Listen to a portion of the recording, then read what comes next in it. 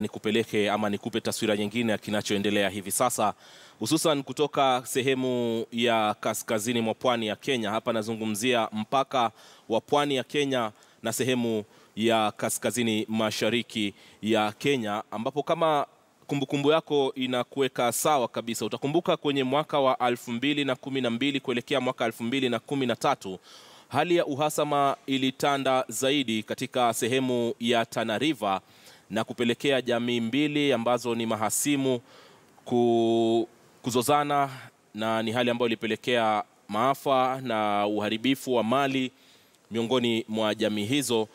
Lakini wakati tunapoelekea kwenye uchaguzi hivi sasa, katika kipindi ambacho tumetoka baada ya uchaguzi wa 2013 hadi uchaguzi ambao unaotarajiwa siku ya Jumanne wiki ijayo, kuna mambo ambayo yamefanyika miongoni mwa jamii ambazo zinazoishi katika sehemu hiyo ya kaunti ya Tana River na hata sehemu zake jirani. Hivi sasa tunawasiliana na mwanahabari mwenzangu Hamza Yusuf ambaye ametoka kaunti ya jirani ya Garissa na kufika katika kaunti ya Tana River. Anatuletea taarifa kwa njia moja kwa moja kuhusiana na hali jinsi ilivyo, wakati ambapo Wakenya kutoka sehemu hiyo wanajiandaa kwa zoezi la kura ya uchaguzi mkuu. Hamza Yusuf, nadhani unanipata vema kabisa. Labda tu kutupa taswira kwanza, uko sehemu gani na kunaendelea nini?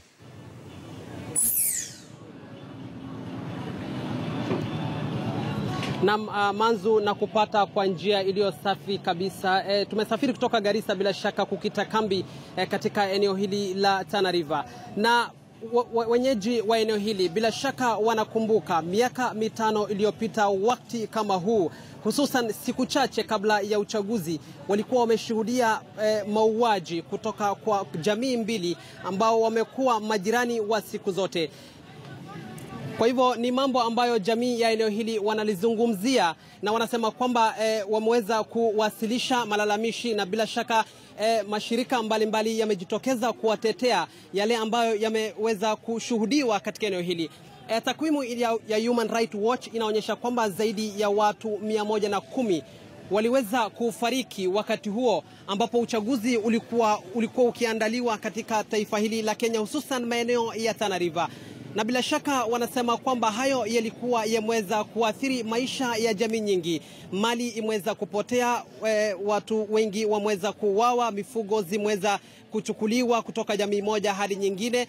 Na bila shaka utakumbuka kwamba kipindi ama makala maalum ambayo inajulikana kama mzizi wa mzozo imeweza kuguzia masuala haya mengi kuhusiana na yote ambayo yalikuwa yakifanyika katika eneo hili la Tana River, hususan mauaji ya siku moja ambayo iliweza kuhusisha takriban watu 55, na mtoto mchanga pia alikuwa miongoni mwa wale waliokuwa wameteketezwa, hususan wengi wakisema kwamba akitabasamu. Bila shaka ni uchungu ambao jamii ya eneo hili wanakumbuka. Na sasa wacha tuweze kusikia kutoka kwa wenyewe, kwa sababu tuko hapa katika kaunti ya Tana River. Hakuna haja ni kueleze mengi, ili hali tuko na wao. Ndugu yangu, unaitwa nani? Kwa majina naitwa Ibrahim Dawata. Ibrahim, ukiniangalia labda tueleze hali ilikuwa vipi? Unakumbuka nini ukikumbuka labda Tana River wakati kama huu, wakati wa uchaguzi uliopita? Wakati wa uchaguzi uliopita tutakumbuka tulipoteza watu wengi kwa uchaguzi, na hatutaki kurudi hapo. Uchaguzi ni siku moja na watu tunapoteza kwa sababu ya uchaguzi ni wengi sana. Tunataka serikali at least tusaidie mambo na usalama, hakikisha usalama umepatikana wakati huu wa uchaguzi. Labda ni nini kimechangia watu hawa labda kutuliza ama amani kuenezwa? Ni nini kilifanyika labda watu hawa kuleta amani? Ni nini kilifanyika hususan? Kwa sasa viongozi walikaa, viongozi wa dini wa serikali pia wamejaribu kuingilia kati ili kusipoteze watu wengi katika hali ya uchaguzi, kwa sababu upande huu kwetu watu huwa wanaangalia makabila nini ndio wachague.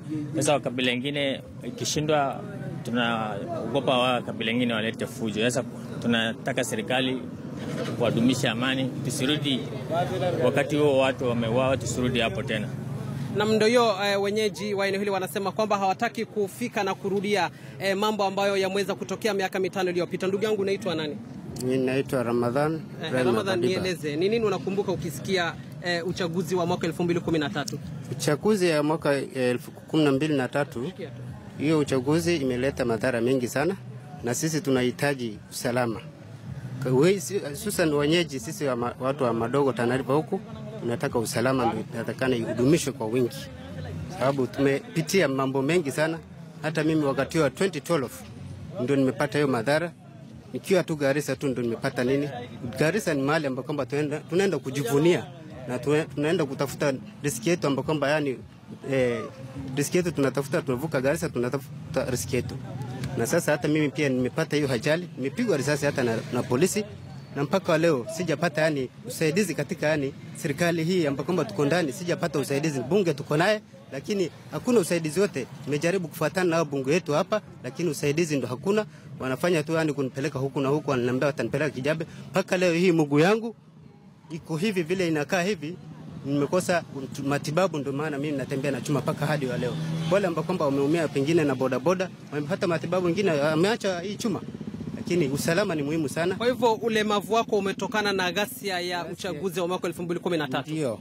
Hiyo ndio imetokea, ndio imefanya mimi mpaka leo natembea na chuma. Na sasa kama kijana umeweka mikakati ipi kuhakikisha kwamba hautapigwa risasi na labda mwenzako ama jirani yako hatapigwa risasi? Ni ile kuwazuia vijana ambao kwamba watatumiwa na viongozi ambao kwamba pengine watakuja kuleta ugomvi baina yao. Tunataka kuzuia vijana wasifate mambo ya viongozi kutumiwa vibaya. Asante sana. Bila shaka mtazamaji, umesikia kutoka kwa wenyeji wa Tana River. Jamaa huyu bila shaka ni mwathiriwa na alipigwa risasi wakati wa uchaguzi wa mwaka 2013. Wanasema kamwe hawataki kurudi hapo, na bila shaka viongozi mbalimbali wanazidi kuhamasisha jamii kuhusiana na jinsi ya kutaka kueneza injili ya amani katika eneo hili la Tana River. Naam, labda kabla haujaenda Hamza Yusuf, hisia zao wenyeji wanasemaje kuhusiana na maandalizi ya kura ambayo inatarajiwa kuanza wiki ijayo? Je, wamejiandaa vipi na watadumisha amani namna ambavyo taifa ama sehemu zingine ambayo wamesema kwamba wao wako tayari kuhakikisha kwamba haki wazi zinapatikana na ni jambo ambalo litapelekea amani? Wamejiandaa vipi kwa uchaguzi mkuu?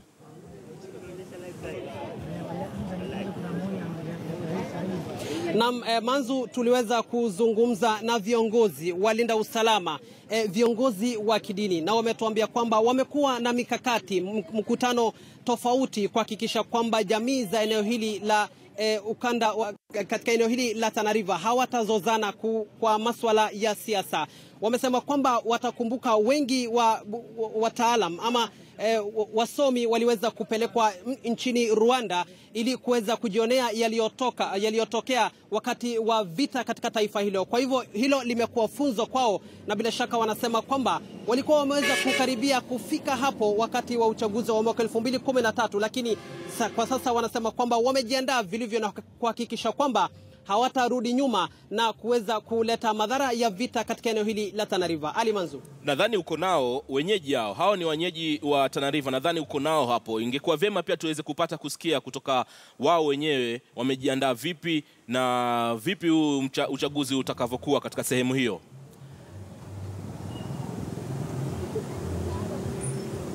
Na Manzu, wacha ni wapatie fursa niseme nao, labda watueleze uchaguzi huu wamejiandaa vipi. Ndugu yangu unaitwa nani? Na utueleze labda kama kijana umejiandaa vipi katika uchaguzi wa mwaka huu? Sisi kama vijana hapa kaunti ya Tana River tunajaribu kujitolea kuweka amani, lakini kuna rabsha kidogo kwa hii kaunti yetu za ukabila, lakini sisi kama vijana tutajaribu kuweka amani na kura ipigwe kwa njia safi kabisa.